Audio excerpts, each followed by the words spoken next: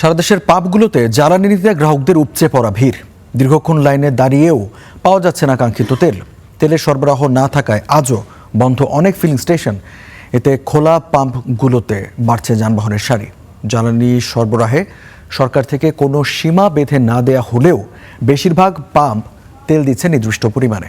এতে চালকদের মাঝে বাড়ছে ক্ষোভ। জ্বালানি সংকটে ব্যাহত হচ্ছে কৃষিকাজ।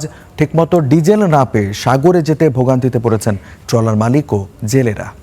দর্শক, বিভিন্ন জেলার জ্বালানি সরবরাহের পরিস্থিতি জানবো। আমাদের সহকর্মীরা যুক্ত হয়েছেন আমাদের সাথে। গোপালগঞ্জ থেকে যুক্ত হয়েছেন সহকর্মী নুরুল আলম ফয়সাল, আর নরসিংদী থেকে যুক্ত হয়েছেন সহকর্মী বজরুল আমিন চৌধুরী। শুরুতে চলে যেতে চাচ্ছি গোপালগঞ্জের ফয়সালের কাছে এবং ফয়সালের কাছ থেকে জেনে নিতে চাইবো ফয়সাল, সেখানে গোপালগঞ্জে পাম্পগুলোতে পর্যাপ্ত তেলের মজুদ আছে কিনা, গ্রাহকরা চাহিদা মতো তেল পাচ্ছেন কিনা? রঞ্জিত যেটি বলছিলেন যে পর্যাপ্ত তেলের মজুদ আছে কিনা পাম্পগুলোতে, আমি যদি আপনাকে একটু বলতে চাই, গোপালগঞ্জ জেলায় যে 22টি ফিলিং স্টেশন রয়েছে, 22টি ফিলিং স্টেশনের মধ্যে কিন্তু আহ অধিকাংশ ফিলিং স্টেশনেই মোটামুটি তেল সরবরাহ করছে প্রতিদিনই। আমি এই মুহূর্তে রয়েছি গোপালগঞ্জের মান্দারতলা এলাকার নেগি ফিলিং স্টেশনে। এখানে আপনি আমার পেছনে দেখতে পাচ্ছেন বাইকারদের লম্বা একটি সিরিয়াল। আমি কিন্তু দুপুরে, অর্থাৎ দুপুর 2টার যে নিউজের লাইভে ছিলাম, তখন কিন্তু আমি আপনাকে দেখিয়েছিলাম যে এইখানকার যে পেট্রোল পাম্পটি রয়েছে, এখানে বাইকারদের লম্বা একটি সিরিয়াল ছিল। এখনো কিন্তু ঠিক একই অবস্থা। তখন থেকেই কিন্তু এই পেট্রোল পাম্পটিতে তেল সরবরাহ করে যাচ্ছে, কিন্তু বাইকারদের যে সিরিয়াল সেটি কিন্তু কমছে না। আমরা পাম্প মালিক যিনি রয়েছেন তার সাথে কথা বলেছিলাম, তিনি আমাদেরকে যেটি বলেছেন যে গোপালগঞ্জের ওনার এই যে ফিলিং স্টেশনটি রয়েছে, গত মাসের তুলনায় এই মাসে, অর্থাৎ গত ফেব্রুয়ারি তুলনায় লাস্ট যে মার্চ মাস গেল, সেখানে তিনি 40,000 লিটার তেল মানে বেশি পেয়েছেন। কিন্তু তারপরেও তিনি সেই পুরোটা তেল সরবরাহ করার পরেও কিন্তু সংকট আসলে কোনোভাবে কাটানো সম্ভব হচ্ছে না। আসলে সংকটের কথা যদি বলি, যে গোপালগঞ্জে যে কয়েকটি ফিলিং স্টেশন রয়েছে, প্রতিটি ফিলিং স্টেশনেই আমরা খোঁজ নিয়েছিলাম।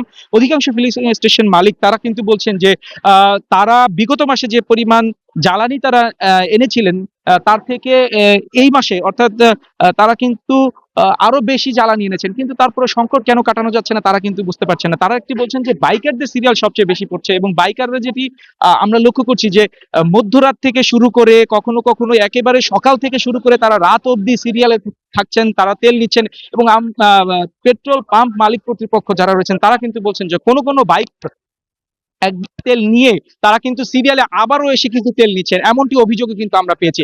আমরা একটু আসলে দেখাতে চেষ্টা করছি যে এই যে পেট্রোল পাম্পটি রয়েছে, সেখানে রেশনিং পদ্ধতিতে 300 টাকা করে তেল দেওয়া হচ্ছে। আহ মোটামুটি বলা যায় যে বাইকারদের লম্বা একটি সিরিয়াল রয়েছে, এবং সেই তেল নিয়ে আসলে বাইকাররা কি বলছেন, আমরা একজন বাইকারের সাথে একটু কথা বলতে চাই।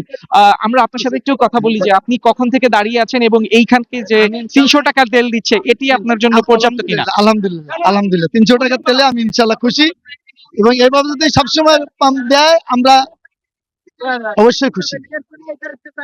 রোজু, শুনছিলেন যে একজন বাইকার বলছিলেন যে 300 টাকা রেশনিং পদ্ধতিতে যে পেট্রোল দেওয়া হচ্ছে, অর্থাৎ জ্বালানি তাদেরকে দেওয়া হচ্ছে, সেটিতে তারা সন্তুষ্ট রয়েছেন। তবে কিছু কিছু বাইকাররা রয়েছেন তারা কিন্তু বলছেন যে যেহেতু কারো কারো 300 টাকার জ্বালানিতে হয় না, এবং তারা দীর্ঘক্ষণ লাইনে দাঁড়িয়ে থাকেন, এবং বারবার বিভিন্ন পেট্রোল পাম্পে গিয়ে কিন্তু তারা তাদের প্রয়োজন অনুযায়ী তেল নিচ্ছেন। সব মিলিয়ে বলা যায় যে গোপালগঞ্জের যে পেট্রোল পাম্পগুলো রয়েছে, মোটামুটি বেশ কয়েকটি পেট্রোল পাম্পে তারা তেল সরবরাহ করছেন, কিন্তু চাহিদা আরো বেশি বাইকাররা কিংবা যারা জ্বালানি নিতে আসেন তারা সেটি বলছেন। তরুণ, এই ছিল আমার কাছে গোপালগঞ্জ থেকে সবশেষ। ফয়সাল, আপনাকে ধন্যবাদ। দর্শক, আমাদের সহকর্মী গোপালগঞ্জ থেকে জানাচ্ছিলেন সেখানে জ্বালানি তেলের কি পরিস্থিতি। আমাদের সহকর্মী নরসিংদী থেকে যুক্ত হয়েছেন বজরুল, এবং বজরুলের কাছ থেকে জেনে নিতে চাইব, বজরুল, নরসিংদীতে জ্বালানির সরবরাহ স্বাভাবিক আছে কিনা, এবং যারা বাইকার অথবা যারা যানবাহন চালক আছেন তারা কি চাহিদা মতো তেল পাচ্ছেন?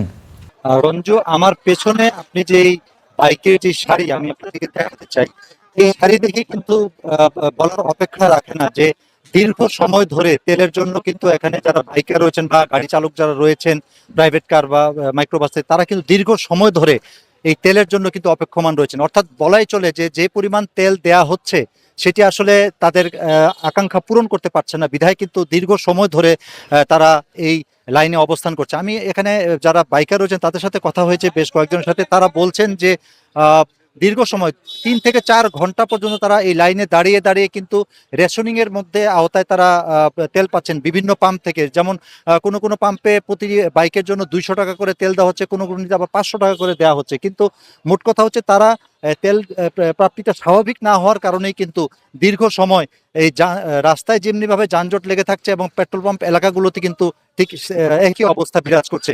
আমি একজন বাইকারের সাথে কথা বলার চেষ্টা করবো যে কতক্ষণ দাঁড়িয়ে আছেন এবং 4 ঘন্টা ধরে লাইনে দাঁড়িয়ে আছি, কিন্তু এখন প্রাইভেট কারের ভিতরে দিচ্ছে টাঙ্কি লুট করে, আমাদের বেলা দিচ্ছে 300 টাকা করে। আমরা সবাই আবেদন জানাইছি যাতে 500 টাকা করে দেওয়া হয়।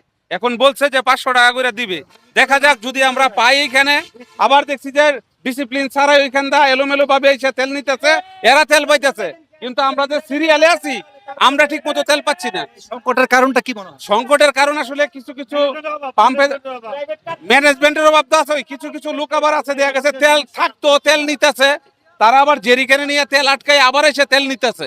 আমার কথা যার যতটুকু দরকার তেল ততটুকুই নিক, তেল তো আর কোথাও চলে যাচ্ছে না। কিন্তু আমাদের মানুষের ভিতরেও কিছু একটু সহানুভূতি থাকা দরকার, যে যে তেল পাচ্ছে 5 লিটার পাক, আমি এটা নিয়ে সন্তুষ্ট। আসলে যেমনটি বলছিলেন, এখানে আমার পেছনে লক্ষ্য করছেন যে বাইকের সারি, লম্বা সারি, এবং এই লম্বা সারি যেভাবে রয়েছে গাড়িরও সারি রয়েছে। তবে পাম্প মালিকরা বলছেন, পাম্প মালিকরা আমাদেরকে যেমনটি জানিয়েছেন যে প্রতি মাসে তাদের যে একটি তেল নেওয়ার যে একটি তাদের একটি বিধান রয়েছে, সেটি কিন্তু বা যতটুকু তারা পেয়ে থাকেন স্বাভাবিকভাবে সেটি কিন্তু তারা পাচ্ছেন। তারপরেও তেলের যে একটি চাহিদা রয়ে গেছে বা তেলের যে সংকট, সেটি কিন্তু মোটা দাগে বলা চলে যে এখন পর্যন্ত চলমান রয়েছে। তবে এ থেকে উত্তরণের পথ খোঁজার জন্য কিন্তু যারা সংশ্লিষ্ট রয়েছেন তারা বলছেন যে সরকারকে খতিয়ে দেখা উচিত যে কেন তেল সরবরাহ দেওয়া সত্ত্বেও কেন এই সংকট দেখা যাচ্ছে। তো এই ছিল আমার কাছে নরসিংদী থেকে এই পেট্রোল পাম্পগুলোর সবশেষ পরিস্থিতি। রঞ্জু। বুটুল, আপনাকে ধন্যবাদ।